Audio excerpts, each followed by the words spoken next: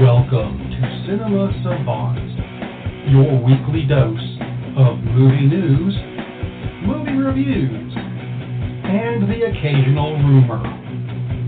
With your hosts, Todd Vandenberg and Rob Steele.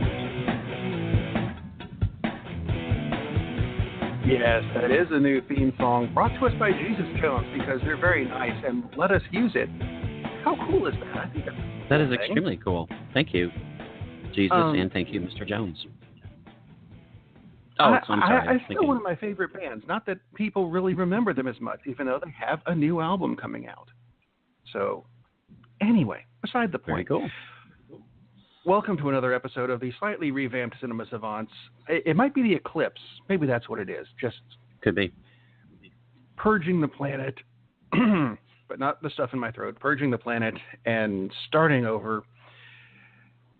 Yeah, not a whole lot of stuff to get to because it's the end of summer, and the end of summer usually means a death knell for the box office. Used to. And I mean. More than ever. Look at what we got this week. There's not a whole lot that came out this week. We've got The Hitman's Bodyguard, which at this point is making it was leading the box office as of Friday. Unfortunately, we're going a bit early this morning to have a full weekend review. A whopping $8 million on Friday. That's not a whole lot compared to, let's say, Spider-Man Homecoming. Yeah, they expect to do like $20 million, which, I mean, honestly, for this kind of movie, that's not a bad opening, except for the fact that the stars, you would think Ryan Reynolds and random black star. And, you know, I'm just going to put that in there because of what network was that? Was he on CNN? Did he confuse I think so. Samuel L. Jackson with Lawrence Fishburne? I don't remember. That was live. That was beautiful. And, of course, Samuel had a few choice words for him. He was actually kind of calm about it. But anyway, with those two guys leading, you'd think it would be bigger box office. But it's also the time of year when kids are going back to school, blah, blah, blah. So it does drop off. 2 out of 3 of mine are back in school, so yeah. Yeah, there you go. The movie I'm really interested in, and I have not had a chance to see it because I've been busy drinking beer this weekend, is Logan Lucky. And, I mean, there's a lot of backstory on this film. Steven Soderbergh's back. He's done some tremendous films and cool movies. And if you don't know the distinction, maybe we'll talk about that later. But anyway, first movie in 4 years, and he's doing it completely differently. Basically, he said, no, we're not going through the studios. I'm doing this myself. So he raised the money to make the film, then he raised the money to market the film, which, by the way, when we talk about the balance, $29 million budget to make the movie, $20 million marketing budget. And then he cut a deal with Amazon to have streaming pretty quickly, so Amazon will have Logan Lucky. It has a really cool cast, and so it's going to be interesting to see if basically you can bypass the studios and still make some decent money. Right now, it's looking like maybe it's going to hit $10 million for the weekend, and they were hoping for 15. And you got to realize a lot of these films are smaller openings, so it's not like they thought they were going to make $100 million. I mean, this is not like a Valerian scale disaster or something. But it's not really great if they only pull like 2/3 of what they expected. But then again, his movies usually have good legs. People will tend to keep on trying to find them, so still has a good shot. And hopefully it does, because I think that'd be pretty cool if directors can cut out the middlemen and just share more of the profits. And that's exactly how this is going. This is so transparent. They have a website where anyone involved can log in and see exactly how much money it's making and exactly what their cut is, which is pretty freaking brilliant. That's new. Mm-hmm. Haven't seen that before. And we may never see that again if this doesn't work. But pretty cool. Pretty cool, which is why I am going to go see it. wasn't this the movie that had the writer that it turned out didn't exist? Yeah, and I still have not heard anything if they've figured out that or if this was just maybe some part of some weird viral deal. Marketing helping. thing. Yeah, because it just seems so odd.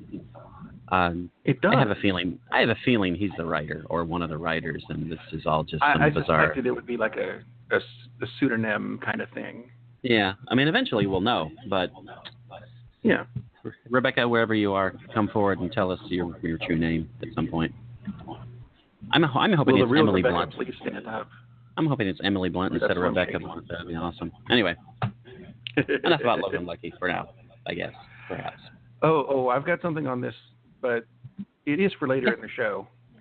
As a segue. Well, there we go. Saw something this week that really disturbed me. They're making ABC has ordered a pilot to be filmed for a live-action Jetsons show. Oh, okay.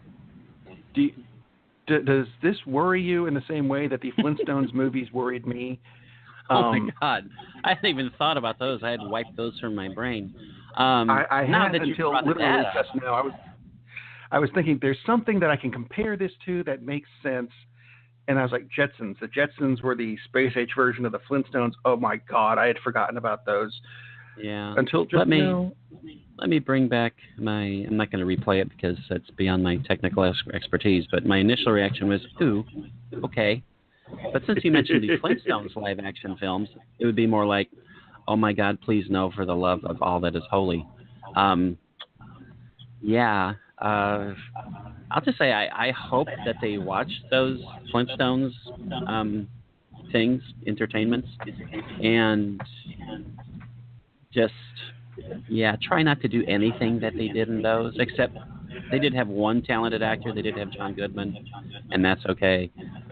But, wow. Yeah, that's kind of horrifying, mentioning the context of the Flintstones. Movies, I would rather watch The Vitamins than those movies again. Just throwing that out. Excellent spit take there. Thank you. Yeah, that's my work here is done. I'd say that's probably true. Probably true. But your work is not done, sir. You have at least 53 more minutes to go. So. Oh, I know. So, other things that are claiming to be coming out. I mean, they made a big deal this week. Lots of websites made a big deal about there being a forthcoming Obi-Wan Kenobi movie. Mm-hmm. And I'm sorry, duh. We've known about that for I've known about it for 2 years now. Why is it, well, we've got a director and we've got start dates. And I'm like, well, yeah do it. Don't make it sound like it's a brand new thing. We've known. And maybe now because it's officially on the slate. But I mean, yeah, seriously. I guess. They got Stephen Daldry to direct. And Stephen Daldry, this worried me a little bit because it said he's known for directing Billy Elliot. Wasn't Billy Elliot an Adam Sandler film? No. Billy Elliot is not an Adam Sandler film. Billy Elliot is one of these sweet little slice of life films. It's been quite a while since I saw it, but it's actually a good movie. Okay, then why am I thinking was Adam Sandler was in it? I don't know. That just worries me. I'm wondering how long I can. But no Adam Sandler connection. Thank God. Okay, good. So see, bonus points. Yeah, major bonus points. There is no connection to Adam Sandler. Therefore, the chances of this film being good have just increased by like 500%. Exactly. I don't just. I'll see if I can find a connection. What are your thoughts on an Obi-Wan movie? And do you think we can get Ewan McGregor to play Obi-Wan? Oh, Ewan McGregor kind of has to at this point, doesn't he? And I was just thinking, it depends on where they go with this. I would assume, I would assume he would be in it at some point, but I wonder if they're not going to go younger. And please don't have Jake in it. I mean, obviously he can't be in it anymore because he's far too old now. But if you're going to get a child actor, and if we're going to get the child version, get a kid who can act, and then also maybe get a director who can direct, which sounds like they have. So we've avoided the George Lucas curse, the man who can make Oscar winners look dull and boring and uninterested, Natalie Portman. And virtually everybody in those prequels, really. Yeah, he has to be in it, but I would like to see someone else at a different time period. Actually, the way I would rather see them go is McGregor as the young Obi-Wan again, and then move forward more towards where we're moving towards the Sir Alec version. And obviously, and I don't want Sir Alec done with CGI, BS. I don't want that. A new actor, but somewhere in between there. I think that would be more interesting than watching The Boyhood, because haven't we done that twice already? Yeah, we don't really need to go through that thing again. So it'd be more interesting to see is like, what was he doing while he's wandering in the desert for 400 years or however long? So I know that was he was looking for the promised land, and he was looking for the promised land. Yeah, McGregor's got to be in it, but I would like to see someone else, have them segue into the role for someone else. It wasn't just me; it was Billy Madison, which is like Billy Elliot, but different. That's where I was thinking. I try not to remember any Adam Sandler film titles, so that's why Billy Madison didn't come to mind. I tried to forget the Flintstones movie, but hey, it just popped into my head, so there we go. Like Satan. Yeah. No, I would. That's exactly where Obi-Wan needs to go. Is the blank space between episodes 3 and 4. Yeah. Because please. Because it's a huge blank space. Yeah. That just wouldn't work. Let's see. Something else I saw this week, and I think you would like this. I would think, is that there's a plan to cross King Kong with Planet of the Apes. Unfortunately, it's not going to be in a movie or TV form. It's going to be in the form of a comic book. Comic books. That makes sense. That makes much more sense, because I just read the blurb. I didn't even read it because, I've really not been that impressed with the Planet of the Apes movies. And yeah, I know they're good and blah, blah, blah. But as I said before, I can't get past the fact that CGI just isn't there yet. Not to me, it isn't anyway. And obviously it is to hundreds of millions of people. It's getting there, and I do appreciate the fact that they're trying to do it. And in their trying to do it, they are getting better because, they have gotten better each movie. It's just that they're still not. And I think we're in a minority on this. In that, definitely, absolutely in a minority on this. A lot of people go, I can't tell the difference, but I grew up looking at special effects, going, okay, that's not real. They did that by doing this technique. And I look at the Planet of the Apes and go, you're getting there, but we're not there yet. Yeah, again, the practical effects from the original movies that started in the 60s, I think 68. They look more realistic than the state-of-the-art CGI that they're going with, so ain't there yet for me. But as you said, we're absolutely in the minority because all you have to do is look at the box office and the reviews, and obviously these are well-received movies in every way. Yeah. Having said that, I think comic books are absolutely the way to go because this seems like it'll be a long story arc, which would have to be at least a short series like on Netflix or HBO, something like that, which would cost a lot of money, talking about doing special effects right, which you would not get your money back. And comic books is absolutely the way to go. I think that's a pretty interesting idea. I like that.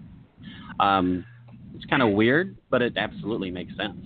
So, I mean, they do stuff like that every so often. Like we've had, that's where Alien Predator came from originally. Was a series of graphic novels, or crossing Terminator with. I think they've crossed Terminator with Aliens and Predators as well. They've crossed Spider-Man and Batman with exactly. They've crossed everybody with these guys, so because they knew it was going to make money. What was the last one? Doctor Who and Star Trek, which made sense. The Cybermen and the Borg teamed up, which was kind of a interesting concept. That is a kind of frightening concept. If you suspend disbelief for a moment, that would be pretty terrifying. Although I imagine in the end they don't get along too well. Well, I know. No, they did not. I wouldn't think they would. So, actually, and I didn't mean to do this. This actually kind of segues.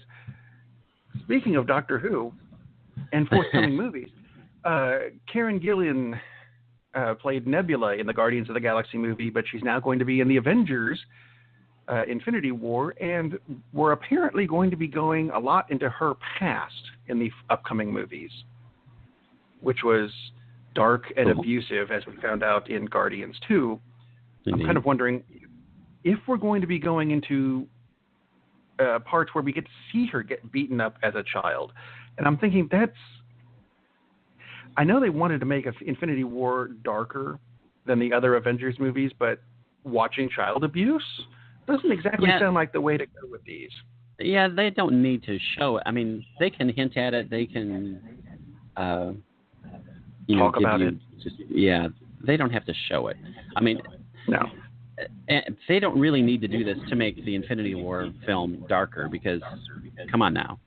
And if you've been paying attention at all, you know that some of your current iterations of your Marvel heroes won't be in the second one, and they won't be coming back ever. So I'm not saying the characters won't, but the particular actors playing them, there might be different versions in the future. And that's, well, if it's a spoiler alert, so sorry, but not a spoiler. You should have known. Spoiler. Yeah, exactly. It's a pretty well-known story. So, and of course the difference is they probably will change up some things here. And we'll see what happens. But yeah, you don't need to show child abuse to go darker. They can just intimate it, and we'll get the idea. I mean, we already know that it happened, and you should have some idea of the character of Thanos at this point, so it should be pretty believable without having to show you much. So, I would think, just putting that out there. And Josh Brolin in purple just looks mean. I'm sorry, what? Josh Brolin in purple, he just looks mean. He looks like the kind of guy who would do that. He does. He has a giant chin and he's purple. Looks like Jay Leno in purple. Multi-cleft chin. But yeah. Multi-cleft, exactly. It does. It's not my fault. But, as I said, I was thinking about some things that we've seen with the Avengers so far. We haven't actually seen the trailer for Infinity War unless you were at Comic-Con or watched the bootleg version on YouTube. And that got me thinking about more advertising. And you know what? I want to actually play an ad real quick. And I want you to tell me... Well, you're not being compensated for this, so this is not really an ad. No, it's not. Yes. It's not really an ad. Tell me what's missing from this ad. Do you like sweet, dark chocolate? How about creamy caramel? Maybe a smooth, velvety nougat with just a touch of honey. Available with or without peanuts. Then you'll love this new candy bar coming to a store near you. What was missing from that? I knew you were going there. Perhaps the product name, which might help you actually find the product. The product name? No, we can't possibly leave that out of advertising in this day and age, can we? Oh, wait. If you're IMDb, you sure as hell can. That is something that I brought this up the past 2 weeks, and this week they just pushed it over the edge. They put up an ad behind the IMDb main slip of the page. In the background, they had an ad that read, and I will read the entire thing to you. It said, Ryan Reynolds, Gary Oldman, Samuel L. Jackson, and Selma Hayek. And had pictures of Ryan Reynolds and Samuel L. Jackson. What is this an ad for? Yeah, if you don't know the movie already, then you're not going to know what the hell it's for. Put the name of the product on your ads.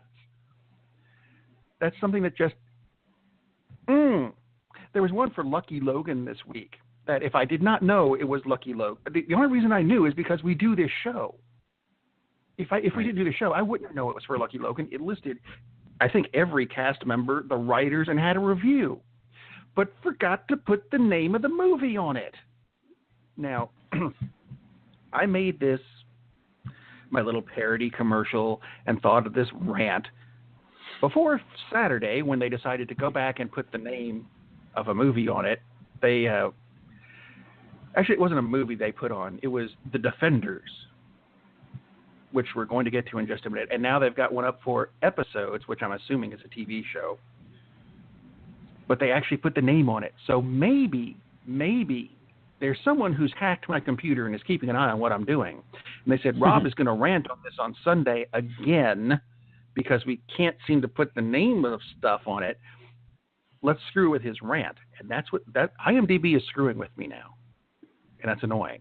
And apparently with me as well, because I also have the Episodes ad, which just says Episodes, which I initially thought was Episodes of what? And then I realized, apparently that's the name of the show. But it doesn't look interesting to me, and it gives me no reason whatsoever to watch the show because it's a bad ad. Shame on the people who designed the ad. I do, not good design. And the only reason I know it's a TV show is because I unfortunately see Matt LeBlanc in the upper left-hand corner. And I'm like, I knew he was on a show called Episodes, but I never watched any of it. Because Matt LeBlanc irks me. Mainly because he kind of helped kill off Top Gear. But he irks me as well. Anyway, back to something that wasn't as irksome. I'm sorry, yes, go, or not yet. I was just going to say, despite the bad ad, I am going to go see Logan Lucky, hopefully tomorrow night. So, just saying. Okay. So we'll talk about that next week. Which, I swear, why didn't you call it Lucky Logan? Because Logan Lucky is even hard to think, let alone say. Logan Lucky. Anyway. Logan Lucky? Thanks. There you go. Exactly. Frank Oz is the narration. Written by Yoda, it is. You were about to Rebecca say something in credits. Because would you see movie Yoda wrote? No. Would not you know? No, or I would not. Something. Wow. Meanwhile, back at something we did see that I enjoyed once it got started. The Defenders came out on Netflix this past Friday. And this is the highly anticipated Marvel Cinematic Universe on TV. Marvel TV Universe? It's all the same universe. The culmination of the TV series we've had so far, where Daredevil, Jessica Jones, Luke Cage, and Iron Fist come together to form their own version of the Avengers called the Defenders, which that's the way I'm explaining it. Comic fans don't get pissed at me because I know that's not how it actually happened. Anyway, the 8-episode series is available now for binge watching, which I kind of have done. I'm actually 3 episodes in, which I understand is one more than you for a change. It is one more than I am. But we are both far behind our friend Ted, the magical Mr. Fabulous Ted Hicks, who is not, surprisingly, calling us to talk about the Defenders, and I hoped he would. Maybe he will. Went back and looked in the studio and thought, Ted's here? Oh. Yeah, he binged the entire thing already because, Uh-oh. Yeah. Because he's Ted. Because he's Ted. Anyway, your thoughts, sir? My thoughts, so far I am actually enjoying the series, although the one thing that is kind of bugging me at the moment is the first episode. I don't think we needed to have. I understand why they did it. It was basically the first episode to me was here's where we left off our characters. Right. A whopping 2-minute scene where we're introduced to Sigourney Weaver, where we find out she's the bad guy and outranks all the other bad guys we've seen so far. And spoiler alert, there's an earthquake in the last 30 seconds of the first episode. Right. Congratulations! If you've seen the other shows, you don't need to watch the first episode of The Defenders now. You're caught up. I thought the same thing, and I wasn't bored by it because it was interesting watching the characters and the rest of it. But yeah, it really wasn't necessary. They should have started with episode 2, and they should have started with the first few minutes with Sigourney Weaver, and then thrown in the earthquake, and that's the opening of episode 2. There are a lot of things I did like about it. I liked how they showed that Sigourney is the top dog of the villains, because Madame Gao comes in, and there are a couple different scenes that she has with Madame Gao, and she's just very dismissive. Basically, she treats Madame Gao like she's the maid. And yeah, you've seen her as like this very, very calm, subtle, but absolutely brutal crime lord before, Madame Gao. And here she's just being treated like nothing. And she's subservient. And absolutely, there's no question, there's no back talk. I mean, she knows that's her place, and that tells you volumes. And it's done so subtly. I really, really like that. So it's not that there are plenty of things to like about this first episode. There are. It's not a bad episode at all. But I totally agree. No. They didn't need to do it. They could have jumped right in where they do in episode 2.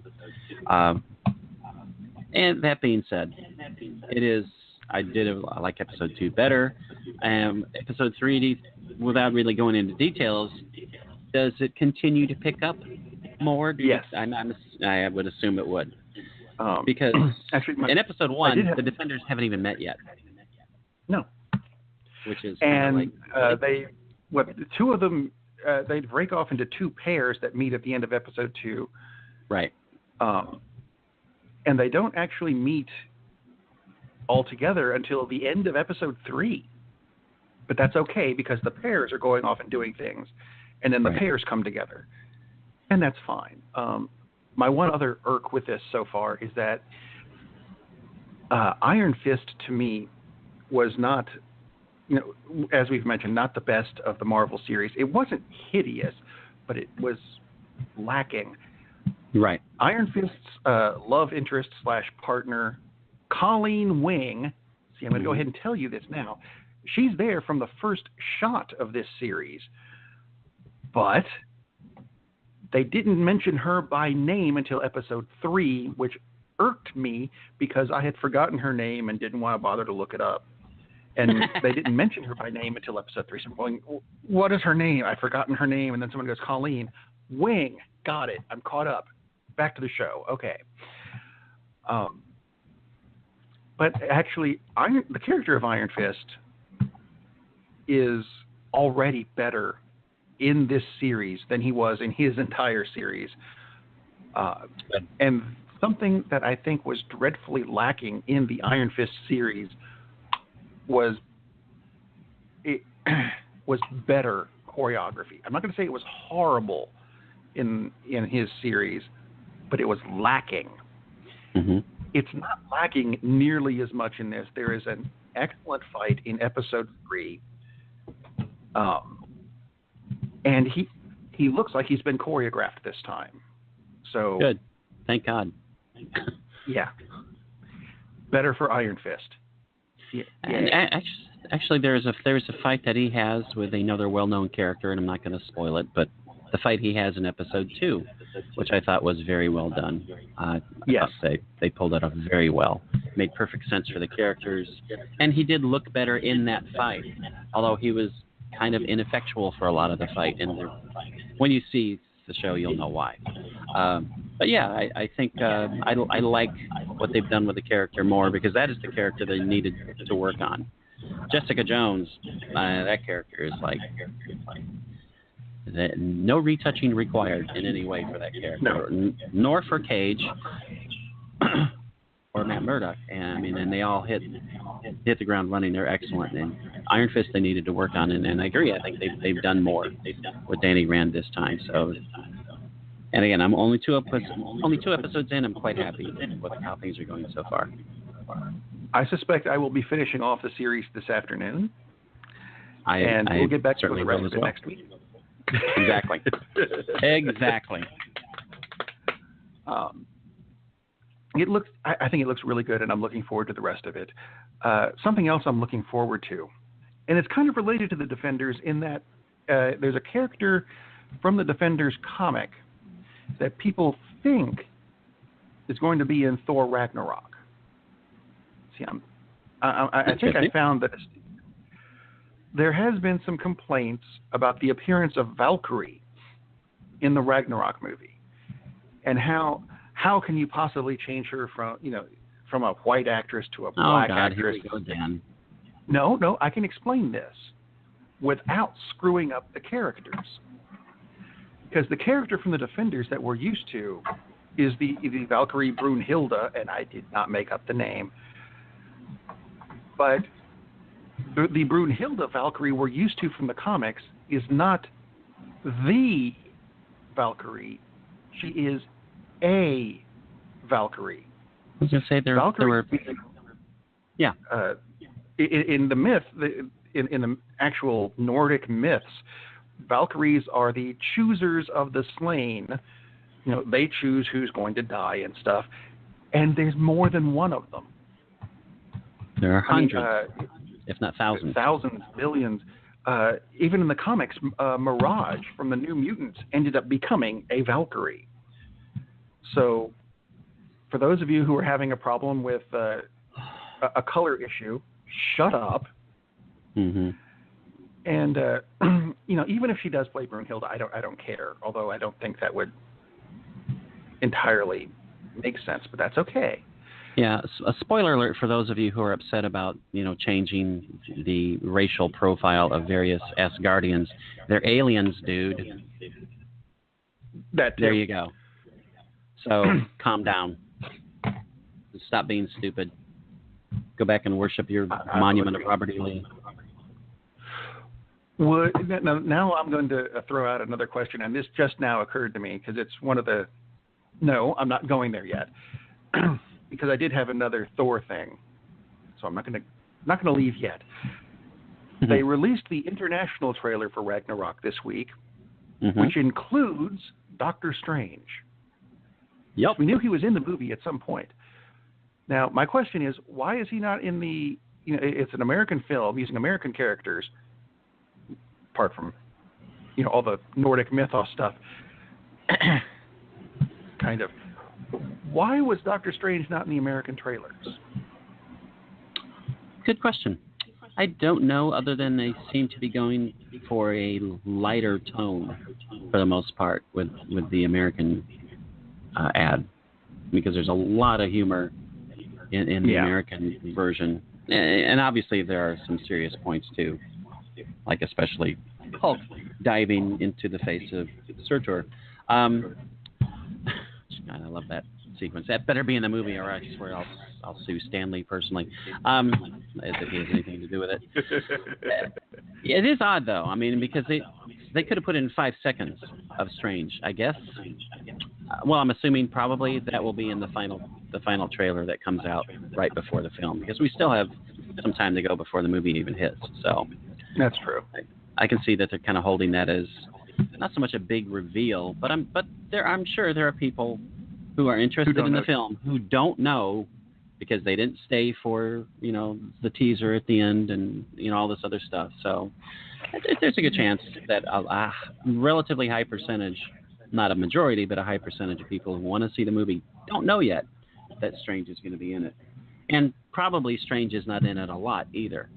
So I can see where they're not going to really hype it, because I'm assuming he probably has more of a cameo, maybe a couple. I doubt that he plays a major role in it. If he does, that will be awesome. I'm not suggesting he shouldn't, but I think it'll just be more of a small part. So I can see why they wouldn't hype that. It just occurred to me, Doctor Strange was one of the Defenders in the comics for a while, wasn't he? And Submariner was too. And so was Which Hulk. is really weird. Yeah. So this is. I was thinking of it as like the street level Avengers. I mean, they handle things down at human level as opposed to, global cosmic. threat level. Yeah, exactly. Yeah. So, which doesn't make it any less entertaining. In some ways, it actually makes it better because it's more relatable. Actually, you know what? That's a fairly decent segue into something I watched this week. Woo! Street level crime fighting in something that we have said many times before on this show. Many times. That the DC Comics animated movies have been really good. Yes, they have. Until they have being the operative tense. Have been, and as soon as they go back to doing the regular ones, this was very much an irregular one, because the first thing you notice about the Batman and Harley Quinn movie, well, okay, actually the first thing you notice is that title makes you kind of go, okay, wince, cringe, and then you go, it's not going to work well. And the first thing you notice is that it goes right back to Batman the Animated Series, which was awesome. However, indeed it was. Do not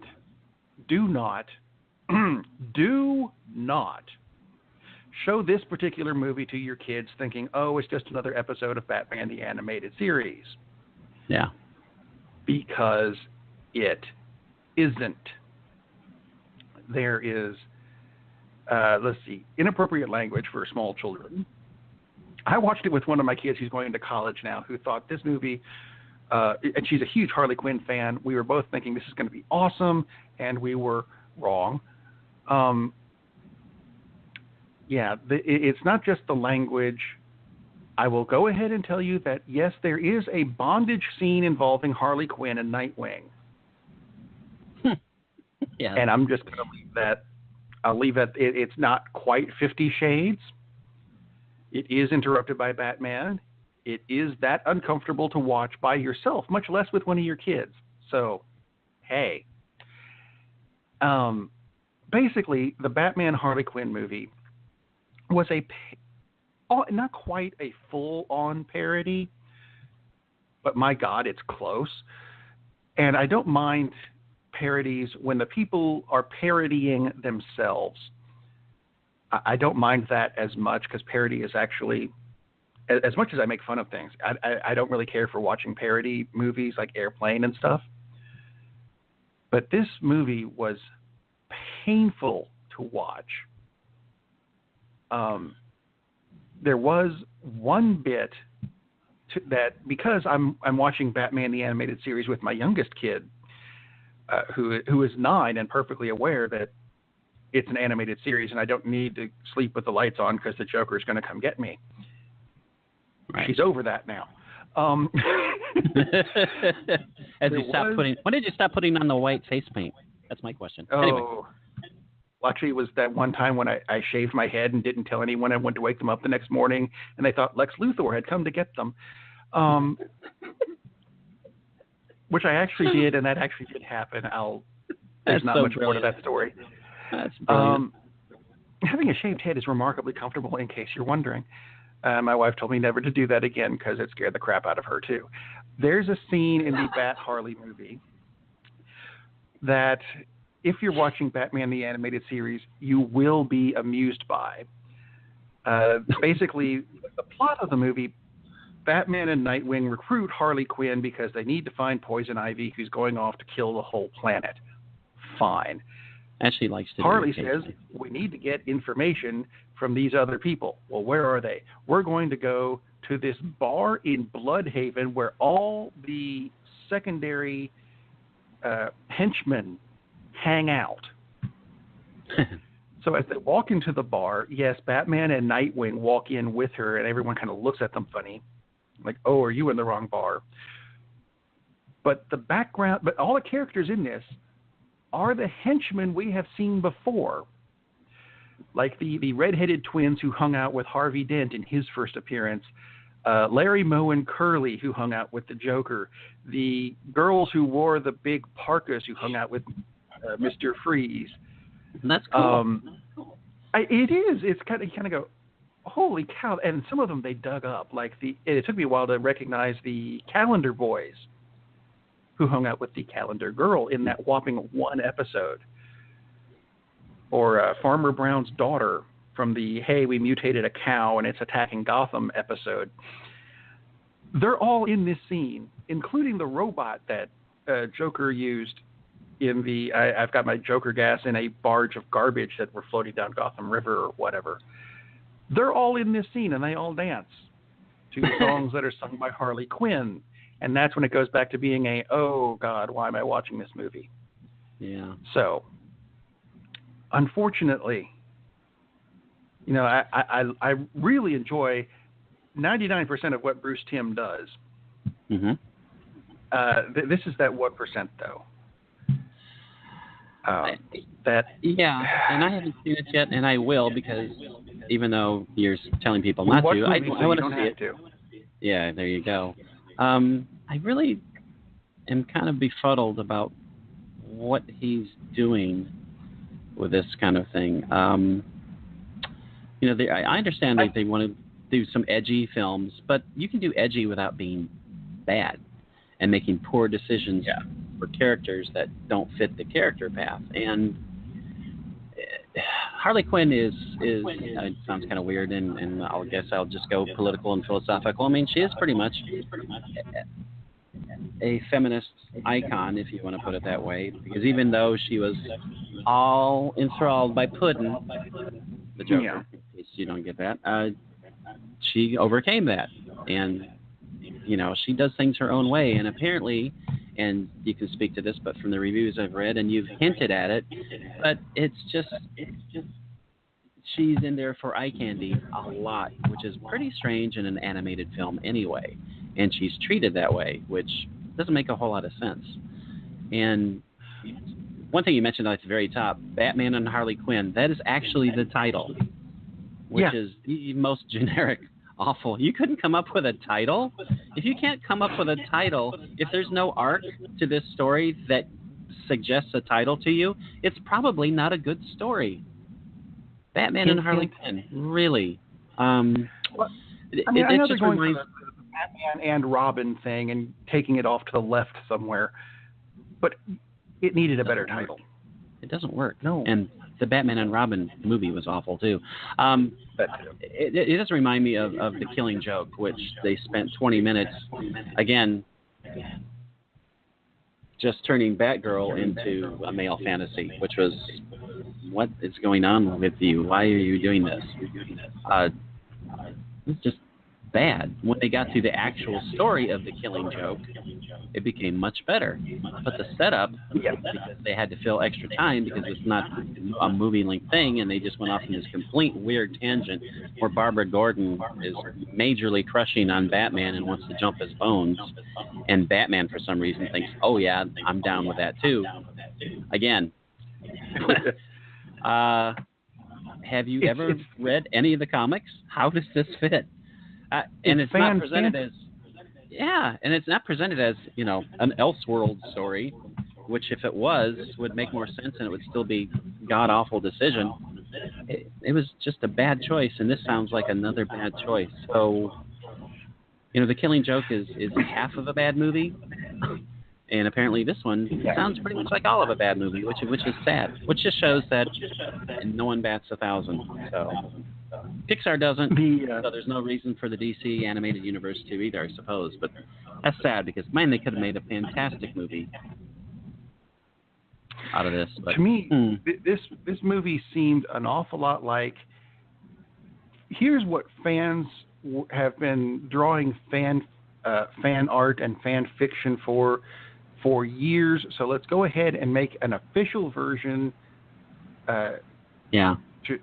To do something. I'm not really sure what. But that's exactly what it felt like. Is it felt like I was watching a fan-written fantasy version, except for the fart jokes, which were. Why are we having those again? Jeez. Not a good idea to give in to the instincts to serve 15-year-old fantasies and 7-year-old fantasies with the fart jokes. So And that, unfortunately, that is where it went. And that's not cool. No. Although I will go ahead and tell you that there are 2 post-credit scenes. One of them is really short and actually somewhat funny. The second one is considerably longer, and as far as I'm concerned, just about as necessary as the rest of the film. Well, I'll try to find the first post-credit scene on YouTube, and then I feel I will have accomplished my goal for the day. Unfortunately, I don't think the first post-credit. In order for the first one to make sense, you have to know about it's a lot funnier if you actually do watch the movie, but it's not funny enough to watch the movie just for the scene. That's pretty bad. There's a payoff at the end of the film, but the problem is, yeah, totally. There's a payoff at the end of the movie. Unfortunately, to get to the payoff, you have to watch the movie. Like, oh my Thank God. you. That is a much better way of phrasing it. That is exactly what it is. Yeah, that's sad. And we have good news and bad news. The good news is there's a funny little teaser. The bad news is it won't make sense unless you watch the previous 90 minutes of Drek. So pretty much. Oh, damn! Yes, I was looking forward to it too. I thought it's a DC animated movie. I can have fun with this. It's good, and I'm looking forward to the next one, whatever it is, because it kind of has to be better almost by default. And I am too. I really think they're trying to be edgy, and for some reason they're forgetting that you still have to have a good story. Yeah, that would be helpful. And it's odd, especially when you said this is from Bruce Timm. It's amazing that he wrote the story and co-wrote the teleplay, and this is still what we got. That's kind of shocking, actually. Yeah. Because he's done amazing work for so long. Speaking of writing things, and just to move the show along, Christopher Columbus discovered America in 1492 and yet somehow still finished the Gremlins 3 script. Not sure how he pulled that off. I think it's very clever. He also says that it's going to be considerably darker than the first 2. If they ever get around to making it. Because, I mean, it's not like Gremlins 3, let's see, Gremlins 2 was in 1847, right? I believe that's correct. That's when it feels like it came out anyway. So, bit of a gap. Did we even need a Gremlins 3, and how much darker does it need to go darker? Really? Gremlins? I saw that, and I thought, have you guys ever seen the movie Gremlins? I mean, it's pretty freaking dark for a kid's movie. Hello. Yeah. I was like, okay, a darker version. So in this time, everybody dies instead of just several people. Or he deliberately gives. Yeah, he deliberately gives the kid and gives him instructions. Make sure you feed after midnight and lock yourself in the room and make sure you threw away the key because you are my sacrifice to the elder gods. Yeah, it makes no sense that they feel they have to go darker.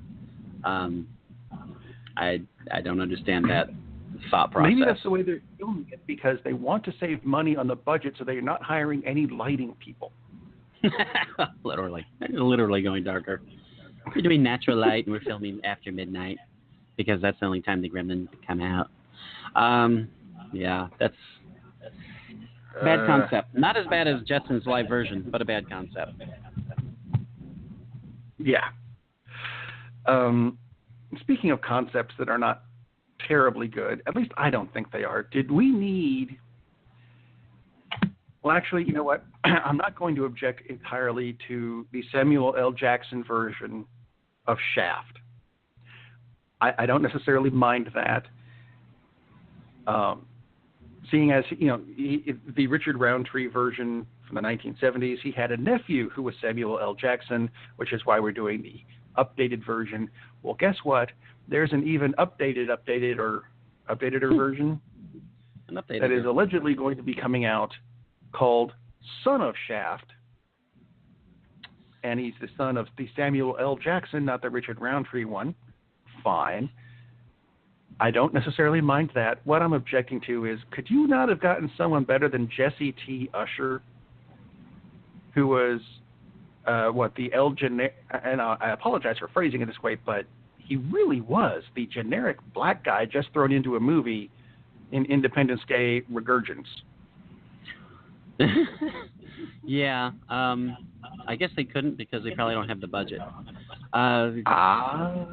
The Samuel L. Jackson version I enjoyed. I thought it was pretty good. Having seen the original version, actually, just in the past few months, I watched it again. And Shaft isn't. I mean, it's not a great movie, the original, by any stretch of the imagination. It's iconic because of the time frame. And oh look, it's a black hero, and he doesn't take crap off white cops or anything. But it's done in the context of being sensible and being grounded. So in that sense, it's an important movie, and it's a good movie. I'm not saying it's not good. It is. It's cool. But far and away, the most memorable thing about Shaft is the soundtrack. I mean, that's it. Because, that's unbelievably classic. So it's not like, oh my God, how dare they desecrate the memory of Shaft. Shaft, the original, is a good movie. The Samuel L. Jackson, it's a good movie too. So I don't have any problem with doing that. But they sure seem to be lowballing that, don't they? I mean, just a bit. Yeah. You know who needs to play Shaft, even though he's a little older? And you know I'm going to say Idris Elba. But, I mean, basically, he is Shaft in every film you ever see him in. It's just he's playing a different character, but he's got this commanding. And that's what Shaft is the force of personality that just, and Roundtree had it, not like Idris Elba does, but Roundtree had that. He projected that authority. I'm not just saying the way he read the lines, it's just he just did. And Jackson does, of course. But yeah, I'm not really. That's just like a poor choice. I'm not meaning to rain on your parade or anything. I'm just wondering, is there anything that we don't want Idris Elba in? No. They just remade Heidi for like the 87th time, and I would love to see Idris Elba play Heidi. Not the grandfather, but Heidi. I mean, he would be awesome as Heidi. He would be a total badass Heidi.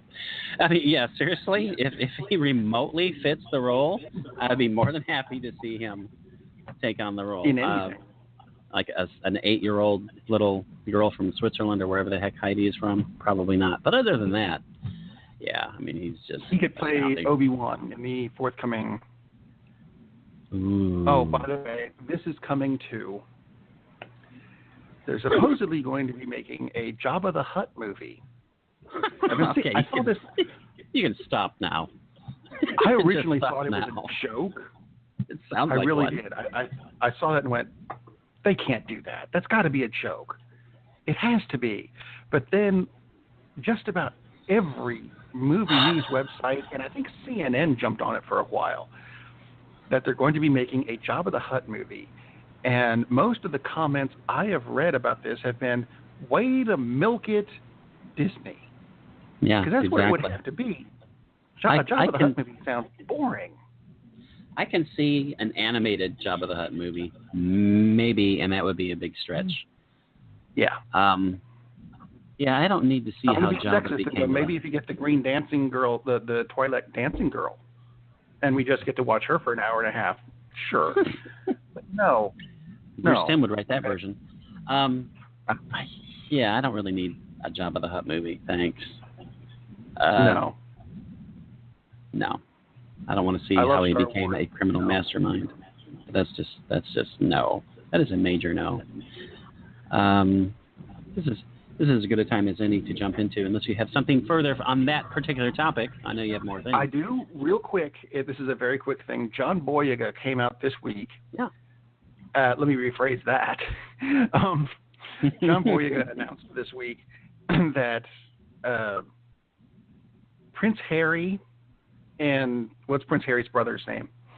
The other prince. Willie. Thank you. Will I Prince are actually cameoing in the next Star Wars movie as stormtroopers, much in the same way Daniel Craig did. Oh, that's funny. Good for them. There was The best comment I heard on this, though, was they wanted to get Prince Charles to do it, too, but they couldn't get the helmet over his ears. Ooh. So, Ooh. I thought that was funny, though. Anyway, that's funny. all I had. Actually, if they're gonna redo Shaft again, Chadwick Boseman, because I first thought John Boyega would be good, but no, Chadwick Boseman, that guy needs to be Shaft, or Michael B. Jordan, that guy needs to be Shaft, or I could go there. There are several people I could go through the list that they would have to pay decent money, and then they could make a really good Shaft movie. And anyway, talking about things that probably don't need to be done. There's a film I watched just last night that probably didn't need to be done, and it's called The Saint. And The Saint was actually a popular character in the 30s in a series of books, and they did some films in the 30s and late 40s, and then there was a TV show which was much beloved by those who were around in the 60s, which starred a certain gentleman who went on to play James Bond, Roger Moore. And he never cared for Roger Moore as James Bond because, frankly, he never looked like he could kill somebody, which is to his credit. As the Saint, he is awesome. The Saint is an international jewel thief who does good. He's like a upper-level Robin Hood kind of character. This thing actually was supposed to be a TV series in Great Britain. So they shot a pilot, they did another follow-up, and it never really got going. So it was filmed in 2013. They did some reshoots in 2015, and they decided to release it as a film this year. Typically, something with that kind of history is not going to be great, and this did not really break that trend. It wasn't great. It was okay. It was fairly entertaining. Adam Rayner plays Simon Templar. He was good. It's a great name. It is a great name. And one of the two of the things that were fun about it was the fact that it had two former actors who played the Saint. There was a TV version of the Saint in the 70s, and Ian Ogilvy played him on British TV. He's in it as the main villain, which is a nice twist. And then Roger Moore pops up at the end, which obviously going back to the original Saint. So that was a nice little thing. It's pretty uneven because a lot of it looks like it was made for TV, and then there are parts that, here we are in Moscow, and they have actual shots, and parts of it look great, and then parts of it look good. So it doesn't really match up really well. It's interesting. It's worth watching, but it certainly isn't a great movie by any means. Just some of the reviews on IMDb, it tries but never gets there, like a fake oil painting but painted by the numbers, a generic take on a classic hero. So there you go. I mean, that's pretty much the gist. And there are some. My favorite review is, I endured 20 minutes of this tripe before I wanted to wash my eyes and brain with bleach. That's a great review. I don't agree. I don't agree with the person who wrote that. I don't think it's nearly that bad. Like I said, it's entertaining. It's okay. It is definitely better than the Val Kilmer atrocity. So there's that. That's a plus. Which bonus point had little to do with the Val Kilmer. That was just a poorly written piece of crap. And speaking of poorly written pieces of crap, I'm going to go off a little bit from what we usually do, because we have never talked about audiobooks because we're movies. But yeah, Audible does a lot of original productions, and they're full-blown. They're radio dramas. They're not reading it, they're acting the parts, and they don't really give you exposition. It's all through the dialogue. They've done a great version of Aliens, an alien story called Alien Out of the Shadows. It's tremendous. They're doing a series, apparently, of X-Files. Full cast, original cast, which, of course, that's the draw. David Duchovny, Anderson, everybody is in it. Everybody is in it. Mitch Pileggi, everybody. Mitch Pileggi has an awesome voice.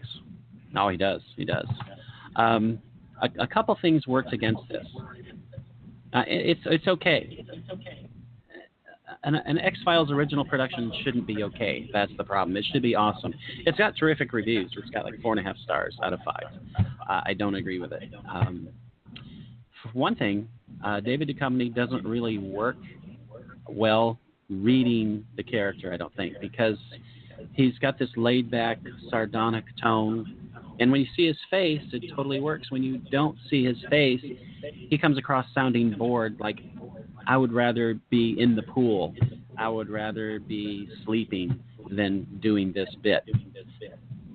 And I get that's the character, but it just doesn't work that well. And there are there are 5 different stories in this. It's like about a 4.5-hour production. And you get one Monster of the Week type thing, which goes back to The Host, which was one of their best Monsters of the Week ever. The rest of it ties into the long mythology of the alien invasion and stuff. So his performance is just, to me, just doesn't work that well. He's doing the part well, but he just sounds too bored. In some areas, he sounds a little more animated. And again, that's the character of Mulder, but doesn't come off well. Anderson does very well. But again, her character is this cold, somewhat removed person. And there are times when she comes off as she's panicked and she's kind of freaked out. And it's like, that doesn't fit the character. And that's how it's written. And that's the problem. It's not in her performance. It's in the writing. And that's where it really, really falls down. And there's a section which really pissed me off and totally pulled me out of it. And this is the X-Files. It's like, really, guys? You didn't do a modicum of research, let alone you should have known this anyway? They're referring to this ancient situation when these aliens first hit.